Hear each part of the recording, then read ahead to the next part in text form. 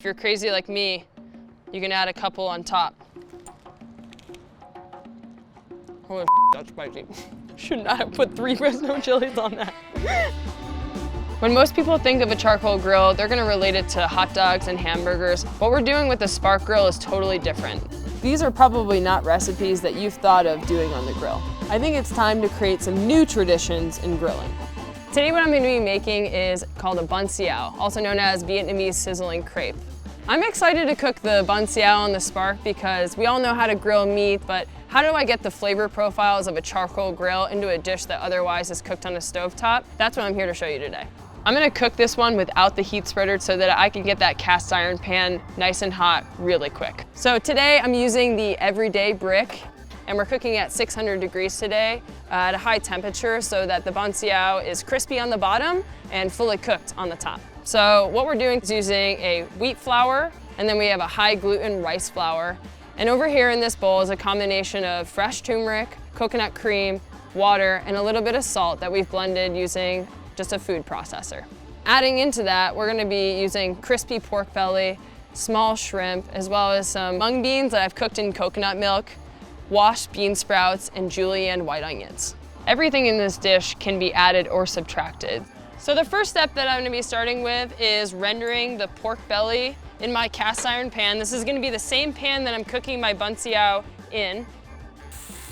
I'm gonna be starting it in the middle of the grill where it's the hottest, and then slightly moving it to the side of the grill so that it slowly renders without burning the pork belly.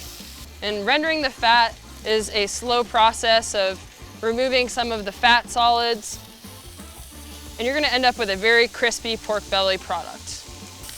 And this is not the same as, cooking bacon. I prefer bacon to be cooked almost a little bit chewy. For this dish, you don't want it to be chewy because the crepe is gonna have a nice crispy texture on the outside, and you wanna have some of that crisp replicated on the inside of the crepe as well.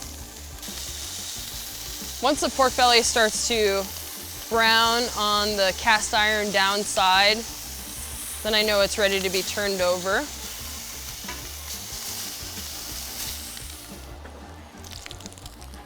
All right, look at that little stack of sizzling pork belly. That's a whole little boomerang right there.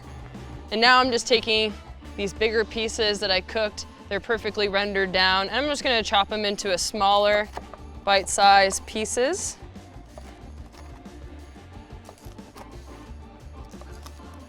So the next step is to make the batter. It is very simple to make. It's only a few ingredients. And what we're gonna start with is the 2 different kinds of flour. So you just need a mixing bowl. In this bowl, we have 4 ounces of the wheat flour. And what the wheat flour does is it acts as a rising agent, and it helps the crepe crisp in the pan. This is where you're gonna get a lot of that golden brown color. And then the next thing, which is most of the flour ingredient, is gonna be a high gluten rice flour. Both of these items you can find at a local Asian market. Most rice flours are available at supermarkets. Finding the wheat flour is a little bit more of a specialized item. And what you do is just mix the 2 flours together. You can absolutely make this dish without the wheat flour and make it gluten-free. But the wheat flour, like I said, does help with the overall aesthetic and crispiness of the dish. And then the next thing that we're gonna be doing is adding our turmeric, coconut cream, water, and salt mixture. So what I've done is prepared this ahead of time. I like to do it ahead of time before I'm making the batter so that some of the flavors and some of the colors can deepen. You notice that this almost looks like an egg batter. There's absolutely no egg in this dish, but we are doing a version with gluten, and all I'm doing right now is just adding it and slowly mixing it until incorporated.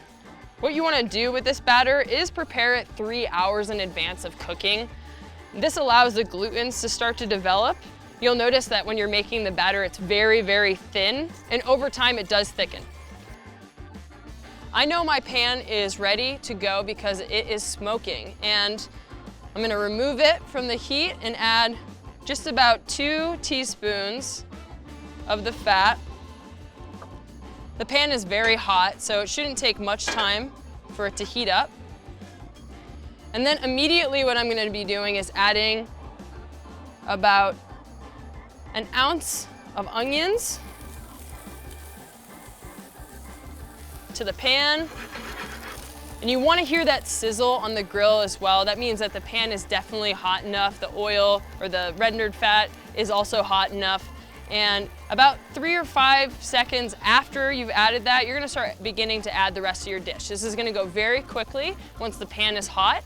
And as they start to crisp up even a little bit, you wanna start adding your pork belly and your shrimp. I've cut these shrimp in half. These are, they're called 4150 shrimp, which just generally means that there's a little bit smaller. You can find them in the frozen aisle, or if you go to a grocery store, usually they'll have this size available at the fish counter. Right now I'm cooking at 600 degrees, high heat, quick. This item is gonna finish cooking in about 3 minutes. And you want those items to just begin to caramelize. I'm seeing the onions really be my indicator in this dish. Now we're ready to add our batter. I do this in a clockwise motion. And you want the batter to be evenly spread across the pan. As soon as you have the crepe batter down, you can begin adding the rest of the components. Your mung beans and bean sprouts. I like to add on the entirety. Again, these are the mung beans that we cooked in coconut cream that will finish cooking in the crepe. And then the bean sprouts. And we are gonna close this to help steam the top of it. It's gonna be closed for about 1 minute. So what you're looking for when it is ready to be folded in half is the outside should be a little bit crispy, and then all of the components should look like they are cooked. So the shrimp we threw in raw, and that's a great indicator when this dish is done. So you can see the crepe is done, easily lifting away from the pan. Means it's nice and crispy on the bottom. I'm just gonna fold it over. Still sizzling, lives up to its name. I'm adding some leafy greens. You can use butter lettuce, or just really basically any lettuce big enough to tear a piece off of and make into a lettuce cup.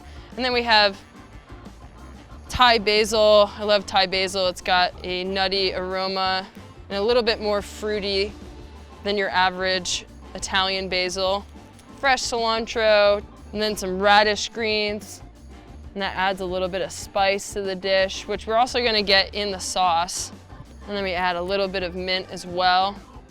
We're gonna be serving this with our nuoc cham, which is our spicy vinegar, lime juice, and pepper sauce for the complete dish. So to eat this dish, I'm gonna make myself a little lettuce wrap. So I'll start with some of the greens, some of the cilantro, the mint, the Thai basil, and the radish. And you can see I'm just adding it straight into the bottom of this. And then I'm gonna rip off a small piece of this, stick it right in the middle. And then it's gonna turn it into a little lettuce wrap, and those are gonna go dip right into the nuoc cham. And if you really do like it spicy, some of the chilies add just an extra spice to the dish overall. If you're not into a lot of spice, you can just dip it plain in, but if you're crazy like me, you can add a couple on top.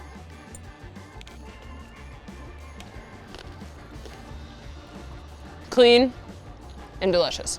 Holy shit, that's spicy. The charcoal flavor on the outside of this is impeccable, and you're really getting it in the entirety of the bite. That was really spicy. You know that chicken wing eating show? You know? This was like the 5th wing. I'm sweating right now. Should not have put 3 Fresno chilies on that. I thought I was picking up 1 and 3 came off. Now I'm challenging you to go make banh xia on your Spark Grill.